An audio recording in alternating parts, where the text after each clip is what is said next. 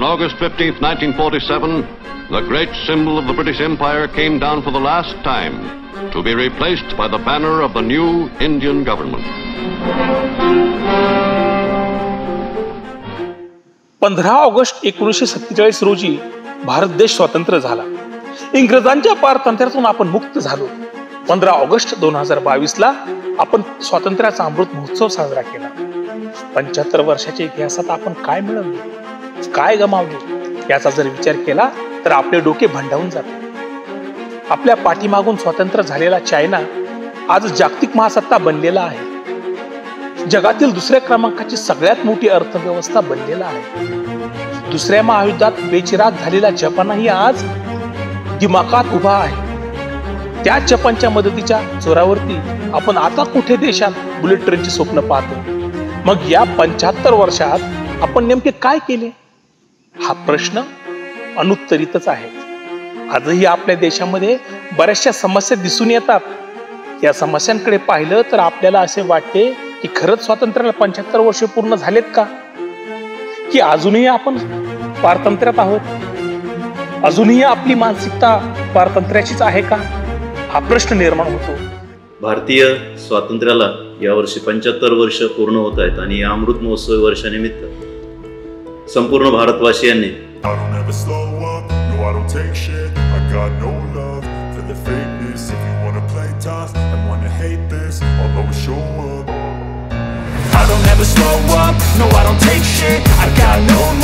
for the fakeness. If you wanna play tough and wanna hate this, I'll always show up and make a statement. I don't ever slow up, no I don't take shit. I got no love for the fakeness. If you wanna play tough and wanna hate this, I'll always show up and make a statement. Everything I do so instinctive and so passionate. Every word I move so descriptive like an adjective. I got a vendetta against people who patented being negative when you should be getting after it.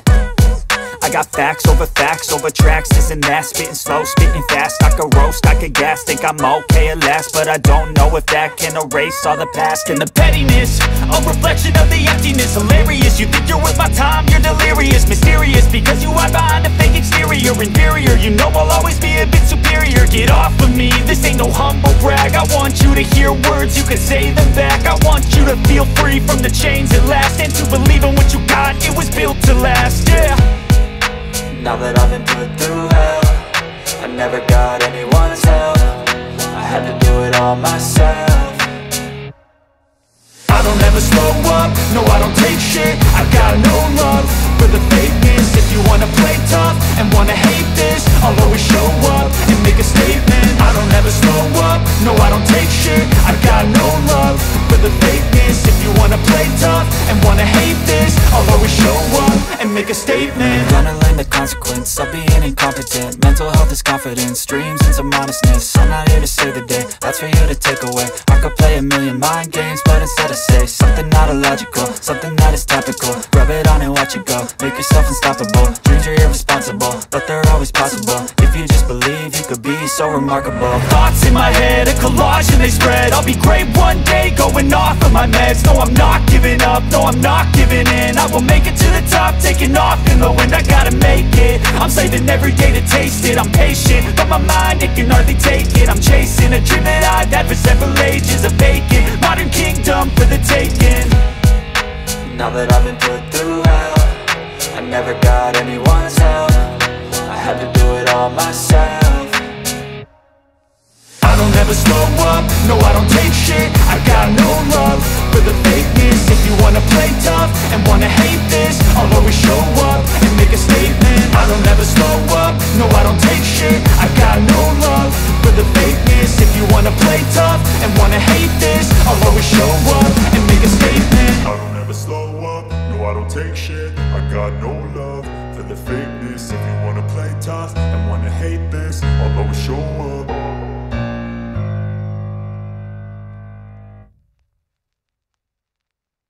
विकास हा अभिप्रेत नसतोच. महात्मा गांधींनी जे भारताचं स्वप्न पाहिलं तर त्यांनी सर्वोदय हा जो विचार मांडला की सगळ्यांना मिळालं पाहिजे, अन टू दी लास्ट शेवटच्या घटकापर्यंत आम्हाला विकासाची फळं ही दिल्या गेली पाहिजे. दुर्दैवाने आम्हाला असं म्हणावंसं वाटतं की अजूनही समाजातले अनेक उपेक्षित घटक जे आहेत तर ते भारतामध्ये आपल्याला दिसतात. एकीकडे भारतामध्ये जगातल्या श्रीमंतांच्या यादीमध्ये भारतातल्या उद्योगपतींचा नंबर लागतो आणि त्याच देशामध्ये भूकमारी आहे, बेरोजगारी आहे, भ्रष्टाचार आहे, असंख्य अशा समस्या आहेत आणि या समस्या पुढच्या नवीन पिढीसमोर आवासून उभ्या आहेत. आजही आपल्याला भेडसवणारे सगळ्यात मोठी समस्या म्हणजे स्त्री भ्रूण हत्या होय. आपण स्त्री पुरुष लिंग गुणोत्तर याचा जर विचार केला तर आजही मुलांच्या तुलनेत मुलींची संख्या आपल्याला खूप कमी दिसते. हरियाणा, पंजाब, बिहार, उत्तर प्रदेश, राजस्थान, गुजरात, मध्य प्रदेश या राज्यांमध्ये या लिंग गुणोत्तरांमध्ये प्रचंड तफावत आढळून येते. थोडेसे बरे चित्र दक्षिण भारतात आहे. केरळ, तामिळनाडू या ठिकाणचे लिंग गुणोत्तर उत्तर भारतापेक्षा बरं आहे. याचं कारण असं आहे की दक्षिण भारतामध्ये साक्षरतेचा टक्का बऱ्यापैकी चांगला आहे. आजही आपल्याकडे मुलींना गर्भपात मारण्याची मानसिकता आहे. 6-7 वर्षापूर्वी बीड जिल्ह्यामध्ये डॉक्टर सानपचे प्रकरण अख्ख्या महाराष्ट्राने वाचले. जालन्यासारख्या ठिकाणी 2 ते 3 महिन्यापूर्वी डॉक्टर गवारीचे प्रकरण ही जिवंत आहे. देश पातळीचा विचार केला तर या लिंग गुणोत्तरातील तफावतीमुळे स्त्रियांवर बलात्कार सारख्या वाईट घटना घडत आहेत.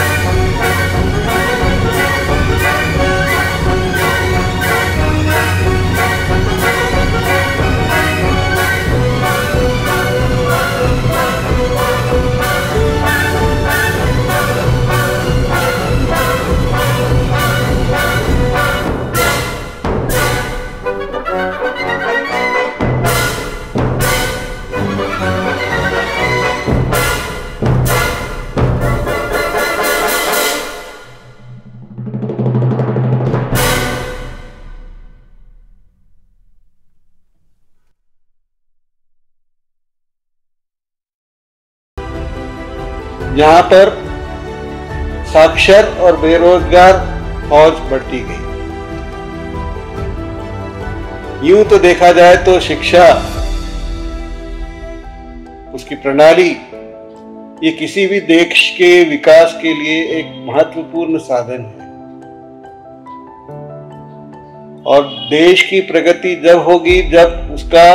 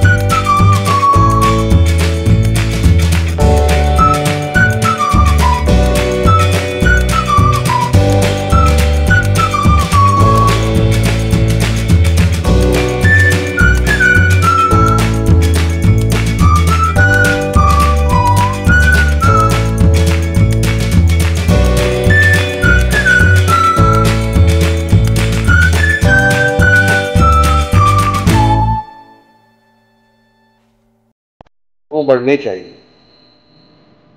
अब देखिए, मैं आपको एक उदाहरण देता हूं कि हमारे ही महाराष्ट्र में मुझे याद है वाबड़ेवाड़ी बोल करके शिरूर तालुका में एक छोटा सा गांव, जहां पर जिला परिषद की प्राथमिक शाला पहले से है, लेकिन वहां पर एक शिक्षक श्री दत्ता वारे वहां आए और उन्होंने आमूलाग्र यानी सारे के सारे एकदम बदल कर दिए इस पूरी स्कूल के शाला। वहां पर उन्होंने आज जो आप उसकी परिस्थिति देखेंगे तो उसमें कई सारे कारपोरेट सेक्टर भी अपना फंडिंग कर रहे हैं, और जहां वो 600 की आबादी वाला छोटा सा ग्राम, और वहां पर प्रवेश लेने के लिए कम से कम 800 900 विद्यार्थी लाइन लगाकर खड़े हैं जिला परिषद की शाला। तो एक अकेला व्यक्ति जो व्यवस्था से लड़ता हुआ अपने माध्यम से अपने खुद के बल पर ऐसे लोगों को प्रेरित करता है कि लोग उसको फंड करें, तो वो शिक्षा आज वो एक उदाहरण है। हम देखते हैं कि हम केवल यही देखते हैं कि हमारे जो माध्यम है शिक्षा के, वे तो है काम कर रहे हैं, और सारे के सारे खराब है ऐसा मेरा कहना नहीं है, लेकिन फिर भी मोटे मोटे तौर पर हम देखते हैं तो शिक्षा की बड़ी बदतर हालत है। अब ये नहीं कि इसमें सुधार नहीं हो सकता। हमारे सामने दिल्ली का उदाहरण है। श्री मनीष जी सिसोदिया ने, भले ही मैं कोई राजनीति से वास्ता नहीं रखता, लेकिन उन्होंने करके दिखाया। आज वहां की सारी की सारी जो गवर्नमेंट की स्कूल्स हैं, वे सारी की सारी बहुत ही ऊंचे शिखर पर जा रही। इसी तरह हमने ये भी देखा कि हमारे ही महाराष्ट्र से सोलापुर के श्री देसले, इनको अंतर्राष्ट्रीय पारितोषिक मिला, लेकिन फिर व्यवस्था के नाम पर, फिर वो दत्ता वारे हो या वो देसले सर हो, इन सबको संघर्ष करना पड़ा, क्योंकि हमारी व्यवस्था, क्योंकि शिक्षा प्रणाली पूरी की पूरी सरकार के हाथ में, और सरकार और सरकारी अधिकारी, ये जो सिस्टम है, ये सिस्टम बदलना चाहिए थोड़ा सा, मुझे ऐसा है।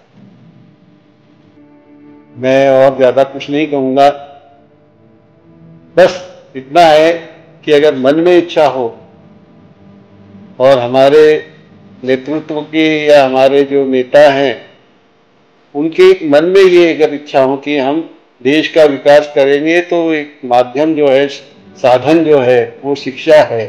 अगर वो करेंगे तो निश्चित रूप से हमारी शिक्षा प्रणाली, जो आज ये कहते हैं कि बेरोजगार की फौज हम निर्माण कर रहे हैं, वो नहीं रहेगी। अलबत्ता वो एक अच्छी शिक्षा।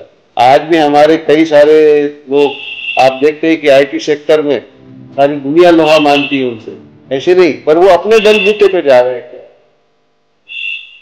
तो ऐसे लोगों को भी हमें प्रेरणा देनी चाहिए जो वो नहीं कर सकते। आज आपण जागतिकीकरणामध्ये आहोत। 1991 ला आपण जागतिकीकरण स्वीकारले आणि आपल्या देशात खूप मोठ्या प्रमाणामध्ये औद्योगिकीकरणाचे वारे वाहू लागले। काही अर्थाने विकास झाला, शहरं वाढली, परंतु या जागतिकीकरणाच्या वादळात, शहरीकरणाच्या वादळात कुठेतरी गावं हरवून गेली। प्रचंड जंगल तोड, वृक्ष तोड, एकीकडे गगनचुंबी इमारती, तर दुसरीकडे त्याच इमारतीच्या सावल्यांमध्ये झोपडपट्ट्या वाढल्या। औद्योगिकीकरणामुळे जमिनीची धूप वाढली, जल प्रदूषण, वायू प्रदूषण, ध्वनी प्रदूषण, मृदा प्रदूषण मोठ्या प्रमाणात वाढले। स्वातंत्र्याचे अमृत महोत्सवी वर्षी साजरे करत असताना या समस्येकडे डोळे झाक करून चालणार नाही। एक महत्वाची वैश्विक समस्या म्हणजे आपल्याकडे आहे ती म्हणजे भूक। आजही आपल्या देशामध्ये 33% जनता एक वेळच्या अन्नासाठी तडफडताना आपल्याला दिसते। हा कोणत्या प्रकारचा विकास आम्हाला आपण म्हणणार आहोत? उकिरड्यावरती डुकरांसोबत लहान मुले अन्नासाठी भांडतानाची वितरक चित्र आपल्या भारत देशात पाहायला मिळते। स्वातंत्र्य आणि स्वैराचार ह्या गोष्टीमध्ये लोकांना फरक लक्षात येत नाही की आपण जे करतोय त्यामुळं आपल्याला लॉंग टर्ममध्ये नुकसान होतंय का, आपण जो करतोय त्यामुळं दुसऱ्याला त्रास होतोय का. म्हणजे आपण स्वातंत्र्याच्या नावाखाली स्वैराचार करतोय आणि त्याच्यामुळं आपणच आपल्या मानसिकतेच्या गुलामगिरीत अडकलेलो आहे. म्हणजे बरेच जण दारू पितात, दारूचं व्यसन करतात किंवा कंटिन्युअस मोबाईल पाहतात. अगोदर व्यसन म्हणजे पुरुषांचा विषय होता, परंतु हे मोबाईल आल्यामुळं व्यसनामध्ये मुलं आणि स्त्रिया यांची पण भर पडलेली आहे.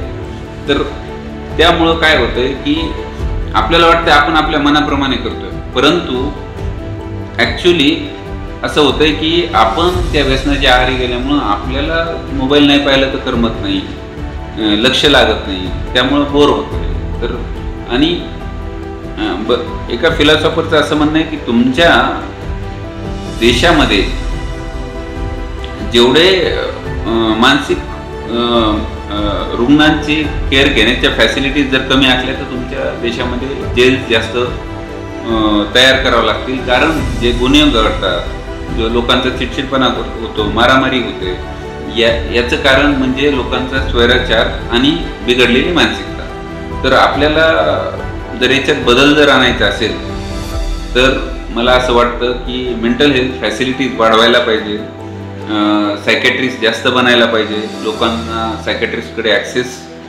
निर्माण झाला पाहिजे.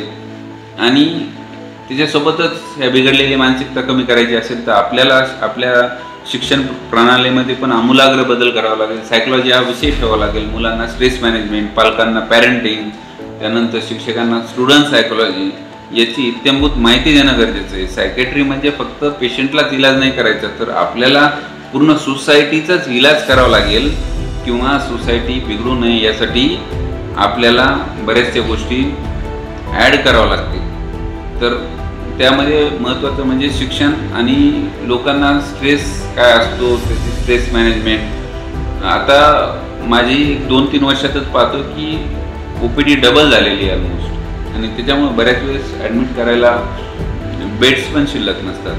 म्हणजे ही खूप सिरियस आणि मी कोरोनासारखंच मी म्हणतो की एक मेंटल हेल्थ पॅन्डेमिक आपल्या देशामध्ये येण्याची शक्यता आहे. तर लवकरात लवकर मला वाटतं की याच्यामध्ये आपण गव्हर्नमेंटने इंटरव्हेन्शन करून काही बदल करणं आवश्यक आहे. जसं पब्लिक हेल्थ आणि एज्युकेशन डिपार्टमेंट, ह्या 2 गोष्टी खूप महत्त्वाच्या राहतील. मग खरंच आपल्याला अमृत महोत्सवी वर्ष साजरे करायचे असेल तर समस्या सुटल्या पाहिजेत, आणि या समस्या सोडवण्याचा एकमेव मार्ग ते म्हणजे उत्तम दर्जाचे शिक्षण. थोर विचारवंत कार्ल मार्क्स असे म्हणतो की शिक्षणाने जग बदलता येते, आणि हे अगदी खरे आहे. आपल्याला आर्थिक महासत्ता बनायचं असेल तर आपले शैक्षणिक धोरण बदलले पाहिजे, शिक्षणाचा स्तर हा उंचवलाच पाहिजे.